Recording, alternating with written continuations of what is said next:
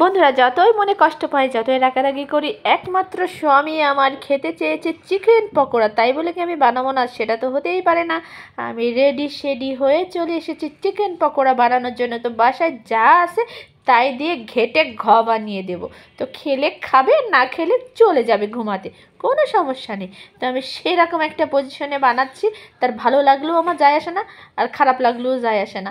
তো এমন একটা, কিন্তু ভালো লাগলে আবার খুব ভালো লাগবে, কারণ প্রশংসা শুনতে আমরা খুব ভালোবাসি। এত রাত্রি কষ্ট করে বানাচ্ছি, জামাই তুই প্রশংসা করবি না তা করলে তো হবে না, প্রশংসা করতেই হবে।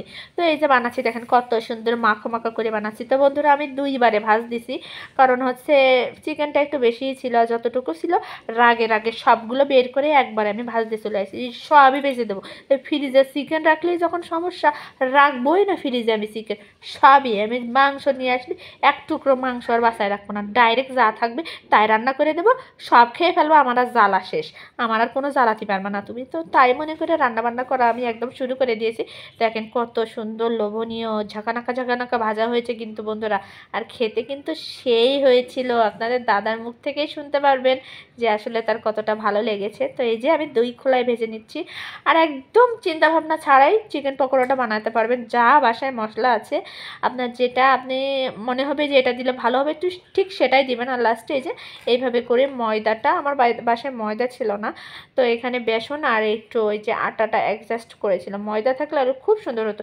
কিন্তু বন্ধুরা এত অসম্ভব মজা হয়েছিল, মানে শীতের রাতে গরম গরম চিকেন পকোড়া, মানে অসম্ভব স্বাদ, এর স্বাদের কোনো তুলনা হবে না। এই যে এক একে দেখেন, কোনো দিক থেকে মনে হচ্ছে যে ভাজাটা খারাপ হয়েছে, আমি কিন্তু একদম সরিষার তেলে অনেকক্ষণ ধরে ধরে আমি রাত জেগে জেগে, মানে এই ভাজাটা কমপ্লিট করতে 11টা পার হয়ে গেছিলো, 11:30টার কাছাকাছি সব কমপ্লিট হয়েছে। এখন এটা হচ্ছে গরম গরম চিকেন ফ্রাই, এটা আমার অনুরোধে বানাইছে রাত 11টার সময়, দেখি কেমন আছে।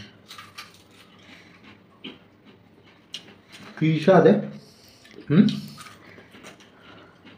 চমৎকার চমৎকার। আর যদি একটু সস থাকতো রে মনির বাপি, একদম।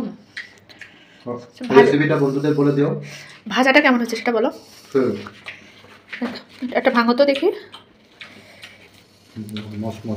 সত্যি একদম পুরোপুরি ভালোই ভাজা হয়েছে না? সেই সেই সেই স্বাদ, টকো স্বাদ। তখন হালকা শীত, বেশ শীতে এটা খাইতে যে কত মজা লাগবে এটা আপনারা কল্পনা করতে পারবেন না। রান্না করে আমি মাত্র ভাবছি, রান্না করে খাওয়াটা শুরু করছে। মশলাটা চমৎকার ছিল, তাই না? বেশি টেস্ট লাগছে। বাসার যা যা আছে তাই দিয়ে বানিয়েছি। একটু দিতে পারো। আর একটা বিষয়, ওটা তো পুরা তেল দিয়ে ভাজা হয়, আপনারা ভাজার পরে এটা টিস্যু পেপার দিয়ে ভাবে করে নেবেন, তাহলে তেলটা উপরে আসবে না। আর একটা টিস্যু লাগবে, টিস্যুটা একদম ইয়ে হয়ে গেছে।